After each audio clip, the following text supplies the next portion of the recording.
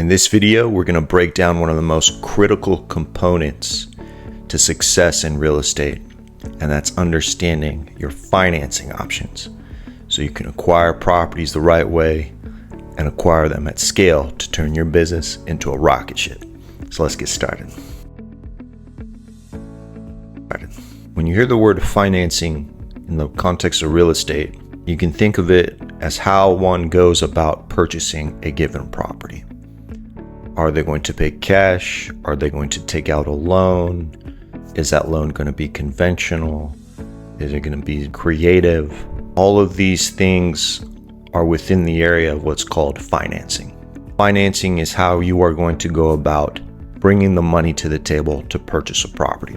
There are two main areas of financing, and we'll cover both. The first one is what I'll refer to as traditional financing, and that has to do with conventional mortgages, DSCR loans, private money, and hard money. Second area is something we've already touched on in the video on how to make competitive offers, and that's creative financing, which may involve some of the same loan products used in traditional financing, just in a different context. So with traditional financing, the first and easiest to understand way to go about purchasing properties is to use cash. If you have enough cash liquid to purchase a property, you can use cash.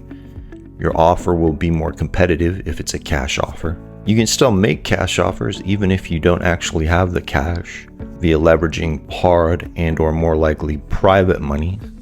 And we'll break down how to go about doing that when we cover both.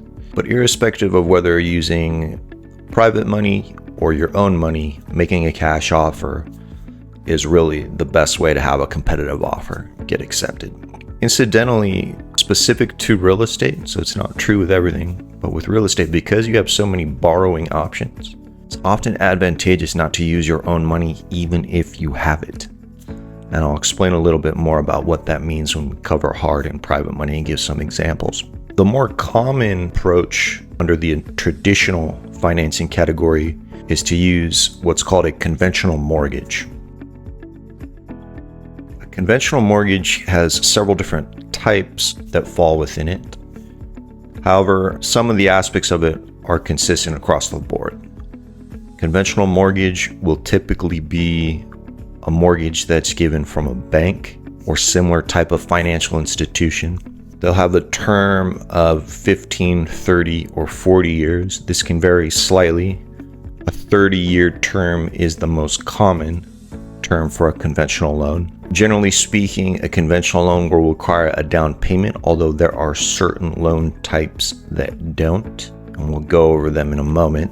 Conventional mortgages usually come with competitive rates and are a great option in a lot of situations. The downside to conventional loans is that they tend to involve a lot of scrutiny on the borrower. And what I mean by scrutiny is, in order to qualify for a conventional loan, the financial institution or the bank is going to want to know something called your debt to income ratio. They're going to see your income statements, your W-2s, your taxes. They'll want to make sure that you have a steady job history, a good credit score, and really look heavily at the financial health of you, the individual who's borrowing the money, on top of the asset that's being borrowed against, which is the property.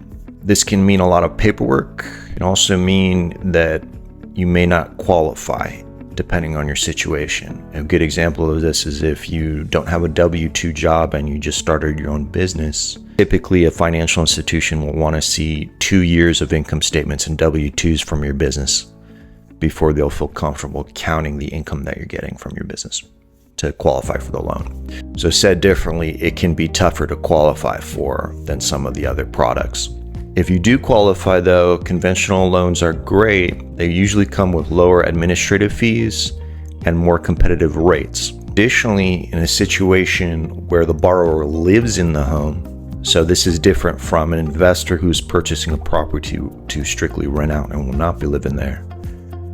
If the purchaser does live in the home, they can qualify for certain government-backed programs like FHA and Fannie Mae that come with lower down payments, There are certain situations where mortgages have no down payment. There's a FHA loan that's 3.5% down payment, a Fannie Mae that's 5%, and there are some conventional loans that are normal that just require 10%. This can differ from an investor purchasing a property where they're not going to be living in it, where typically the down payment would be 20 to 30%. So if you're going to live in the property and do what's commonly referred to as house hacking, where you're living in the property, then use the rental income that you're getting from the other roommates to help pay the loan. You can also do this in a duplex, a triplex, or a fourplex, where you live in one of the units and rent out the others. Conventional loan will only go up to 4 units. If you're in a multifamily above that, you'll need to get a commercial loan. But irrespective of whether or not you qualify for an FHA or similar type of loan, if you're an investor, you can still get a conventional loan on your property, get the better rates, get the lower fees. The only caveat to that is that generally speaking, financial institutions will only allow an individual to hold 10 conventional loans at once, max. This means once you hit your 10th, you'll need to explore different avenues of financing, which we'll cover here. A quick note on that rule: if you're married, you can have 10 and your spouse can have their own 10 for a combined 20. So to recap, a conventional mortgage is great. If you qualify for it, that qualification is more stringent and heavily dependent on you, the borrower. And although you can only have 10, you can get better rates and lower fees, typically when going the conventional route. Apples to apples, it's the best route to go, assuming you have that option. Not everybody does though. And even if people do, not everybody likes to go that route, and we'll cover why. Alternatively, the way to go about financing under the traditional category is to use something called a DSCR loan.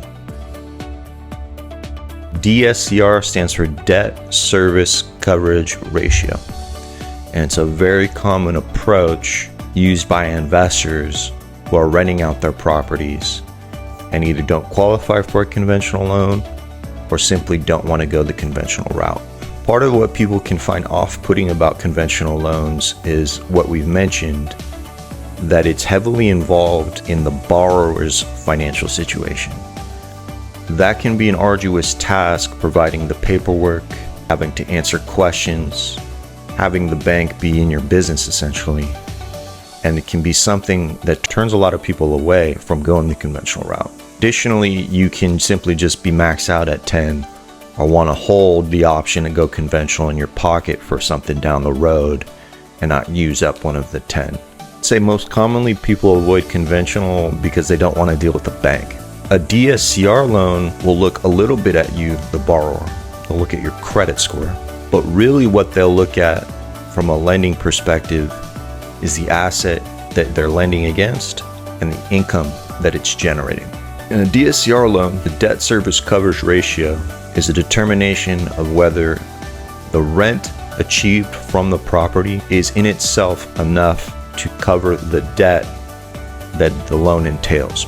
Typically, a financial institution will want to see a ratio of 1 or above, although there are financial institutions who will put a DSCR note on a property even if the ratio is below 1. The ratio is determined by the total cost of the loan, principal, interest, taxes, and insurance, and the rent coming in. So if your total PITI, as it's called, principal, interest, taxes, and insurance, is $1,000, but your property is generating $1,500, the ratio in that example would be 1.5. The rent is 1.5 times your PITI, your total costs. That's a very healthy ratio that a lender would look at favorably and be willing to write a DSCR note on it, assuming everything else lines up.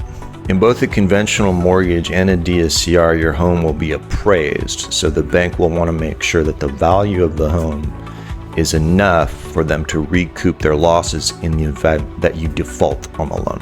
And this is really the underlying reason why a lot of loans require a down payment. The financial institution wants to know that you have skin in the game, and also gives them a barrier of margin in case things go south and they need to foreclose and sell the home to ensure that they get the money that they've lent out back and they're protecting their downside.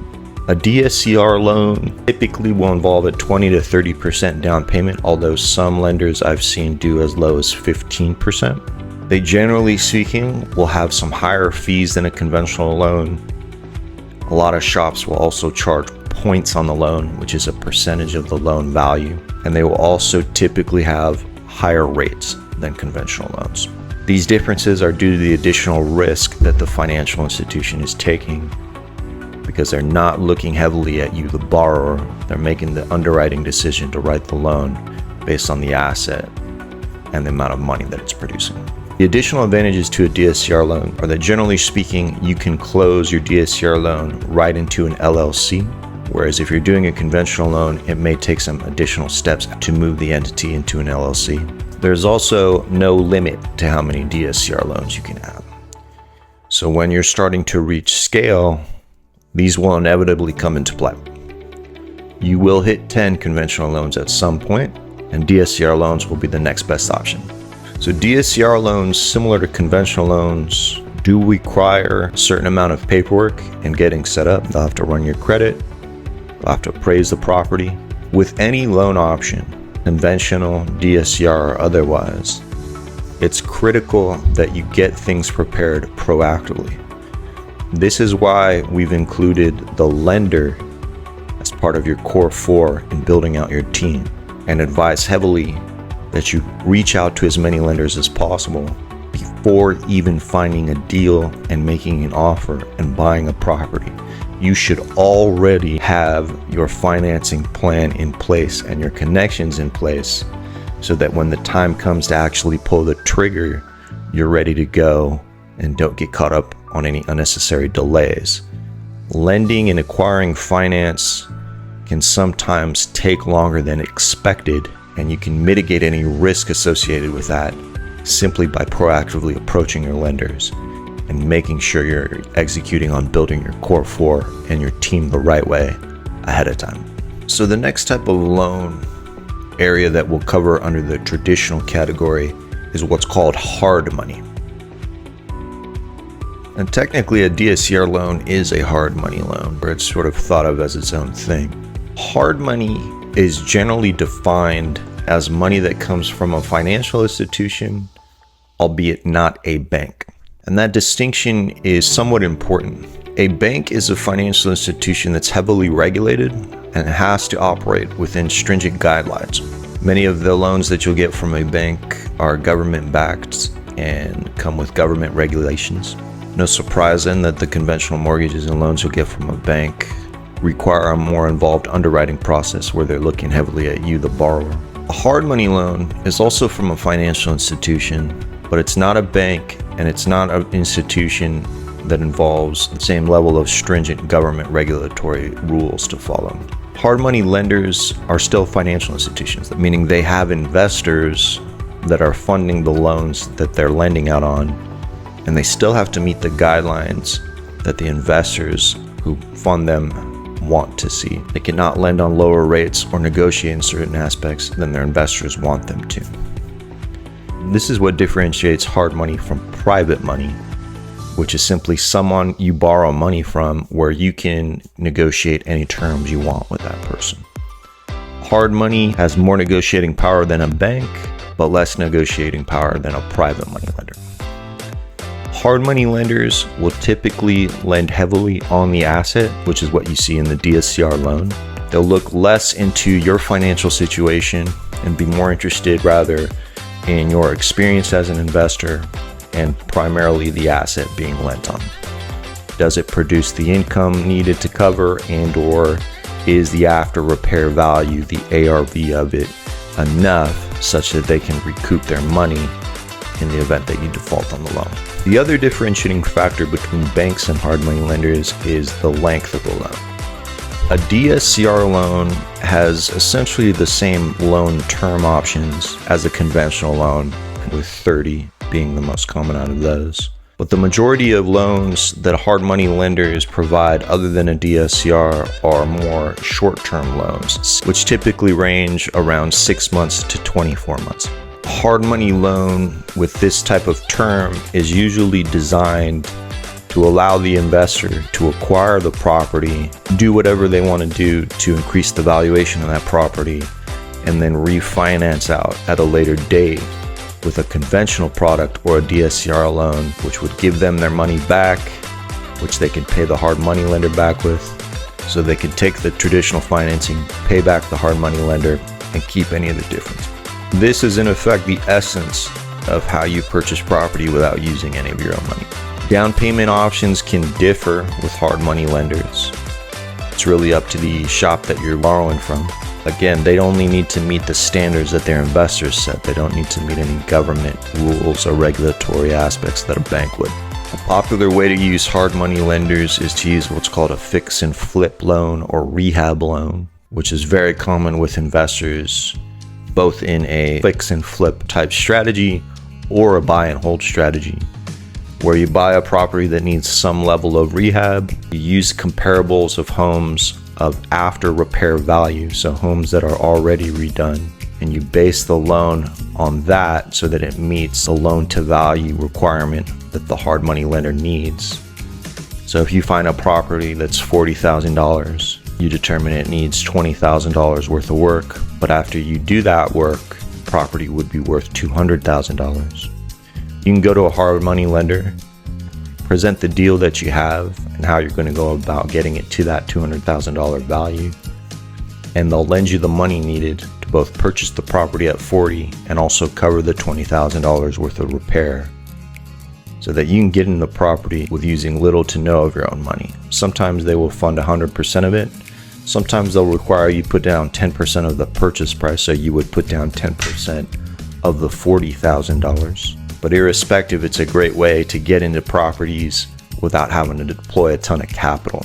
The other main difference that's advantageous with these loans is the payment terms. So often these loans will be interest only, meaning you only have to pay the interest, and it'll be the type of loans that you can pay back at any time. So you could get a hard money loan on a 12-month term, and if you finish the project in 6 months and are able to refinance right away, you can then pay the hard money lender back early and close the loan and only have paid the interest for the amount of time that you had the loan open. You can also set terms where you're either paying the interest monthly or you pay them the total amount of interest that you owed at the time of the loan. If you're buying a property using hard money and you get it rented out, you can use the rental income to pay the interest monthly to the hard money lender while you're waiting to refinance with a more conventional loan. That way you're not using any of your money at any point. The tenants are paying the interest and you're cash flowing the difference even before you have long-term financing on the property. This right here is the most commonly used approach when acquiring properties at scale and not deploying any or very little of your own capital.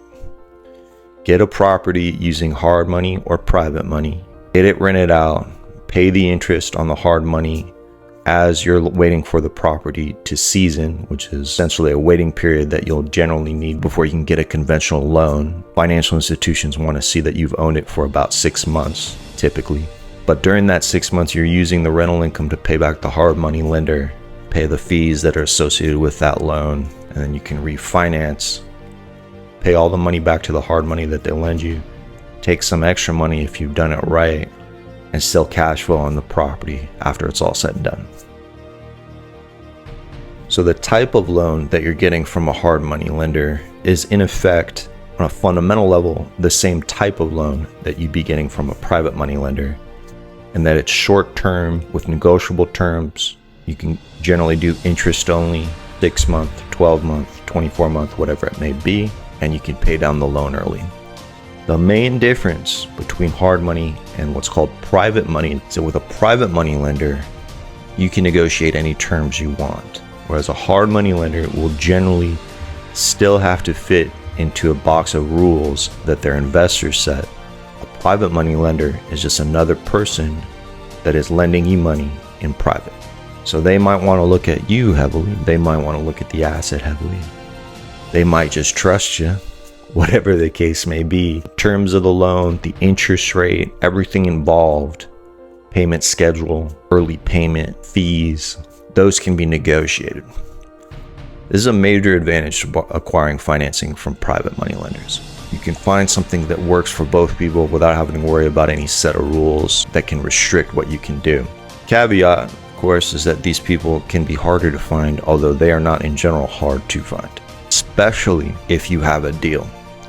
If you have a deal, you will have no problem finding private money lenders, and you can pick who you want to borrow from. If you don't have a deal, you will have a lot of problems getting money from a private money lender, a hard money lender, or a conventional lender. This is again why having a deal is so important in real estate. You don't need the money, you can get the money. You need a deal in order to get the money though. So finding a deal and having that part of your repertoire is critical to success. You get a deal where the numbers line up, you'll get a private money lender where you'll be able to work out terms with, be able to refinance it out down the road where everybody's happy. So conventional mortgages or conventional loans, DSCR loans, hard money, private money. Together, these are what I'll group under the traditional financing category. The second category is what's commonly referred to as creative financing, which we've already touched on in the video we have on crafting world-class offers. Creative financing is, as the name implies, using creative ways to go about financing that don't fall under conventional loans per se. The two main ones, which are the ones that we'll cover here, are seller financing and subject to. So seller financing is simply put when you, the buyer, finance through the seller, hence the name. So the seller in effect will act as the bank, and that you will make monthly payments to them over a term just like you would to a bank if you had a mortgage on the property. Seller financing can be very advantageous because it allows you to negotiate things like the down payment, things like the interest rate, things like the term, things like the early pay down, and find common ground with the seller. And if you are able to find something that works for both, the seller can ensure that they're getting a monthly payment so they have consistent cash flow. They're not getting a huge lump sum, which they'll have to potentially pay taxes on. They're getting the cash over time. It allows them to typically get the number that they want. Seller financing is very common in situations where sellers cannot sell a home for the amount that they want using traditional financing options. So investor uses seller financing alternatively, will purchase the home at the price that they're looking for and just pay them for it over time. Seller financing is typically a great option when the seller owns the home outright, meaning they don't have any outstanding debt that they need to pay off when they sell the home. This means they can sell you the home and transfer the deed, and you're writing them a promissory note that is secured by the asset, which is essentially the same thing that is happening when you're obtaining a mortgage from a financial institution. You are writing them a promissory note saying, I promise to pay you X amount over Y period for this property. That note is secured by the asset being the property. What that means is if you do not keep that promise, the lender has the security to take the property from you, foreclose on it. Same thing is true with seller financing. You are writing them a promissory note saying, I promise to pay you X amount over Y period of time. They have what's referred to as first position lien on the property, meaning if you do not meet the terms of that promissory note, they can foreclose and get the property back. So they can feel secure that if anything happens, they're still covered, and they can also get the money at the amount that they wanted, just paid off over time. Often an advantage to this for the buyer is that you can get seller financing with very low or no interest rate, or very low or no down payment. And you can even borrow from a private or hard money lender for the down payment amount, and then use the rental income from the property to pay the monthly payment and recoup the cash flow, as well as pay back the private money lender without having to use any of your own money. This is a great strategy to get into real estate without using your own money. If you can find seller financing deals, you can get private money, which is a smaller loan just on the down payment. You can pay back the seller and the private money lender using the cash flow from the property. While your cash flow may be a little bit tighter because you're paying back two people, Over time, the property will appreciate. You'll be able to leverage the equity that you have in it, as well as once the private money lender is paid back, increase your cash flow. In addition to what you would normally be doing, raising the rents and improving the value of the property. Another common strategy used with creative financing is called subject to, which is similar to seller financing, but different in a few important ways. With subject to, rather than financing through the seller, the buyer is simply taking over the payments on the seller's mortgage. With subject to, the loan will still stay in the seller's name. You are simply taking over the payments. This can be incredibly advantageous if you're able to land a deal subject to where the mortgage that you're taking over the payments on has a very low rate. It can be advantageous for the seller in the same way that a seller financing situation can be advantageous, because they can sell the property at the number that they want to or need to get and still come out with some money in their pocket where they otherwise may not be able to. Subject to is very common in situations where people have to sell their homes but are having trouble selling their homes at the price that they want or need, because they bought the home at the top of the market and the market may have gone down. And if they were to sell the home, the market rates at the time they're trying to sell, they may lose money. So for example, in 2021, home prices shot up drastically and interest rates were very low. So a lot of people bought houses at top dollar, but at very low rates. So those rates still exist for the term of the loan, even though the value of the home changes as the market fluctuates. So if that person then 3, 4, 5 years later needs to move or has a situation where they just need to sell their home and their home has decreased in value, if they were to sell the home, they would lose money. So they need to have a situation where they can still recoup their losses or even still make some money. But because that the price that they need to be able to do that at would be so high, traditional buyers just won't take it. Whereas a subject to buyer would come in, they'd say, hey, I'll just take over your payments. I'll put a little bit of cash in your pocket. That way you don't have to worry about losing money. You can still go do what you need to do. And you still have first position lien on the property. In case anything happens, you can get the property back and you're protected in that way. With both seller financing and subject to, I'd highly advise using a transaction coordinator who's trained on both situations and can help you with the paperwork so that you're protected and everything is official and legal. The area of financing in general is not necessarily something that your real estate agent or your property manager or even some traditional lenders are equipped to handle by themselves. So if you're doing the creative aspect, a transaction coordinator who's experienced and aware of these separate situations and vetted can be really useful. Transaction coordinators are super easy to find. Just do a quick Google search, subject to transaction coordinator, seller finance to transaction coordinator. You can look on some Facebook groups as well. Super easy to find, super helpful. All right, so that is the nuts and bolts of acquiring financing. There are a vast array of financing options and loan products, many of which we did not cover here.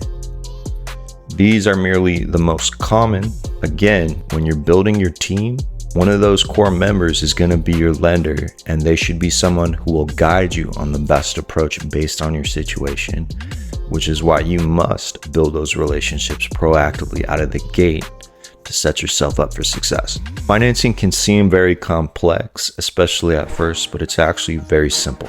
It's just the way you're going about getting the money to get in the game. A lot of different ways to do it, but at the end of the day, that's all it is. Don't overthink it. Build your network. Talk to people you trust who know what they're talking about. Partner up with people who you've vetted properly. Make sure that you're constantly learning, constantly aware of your different options.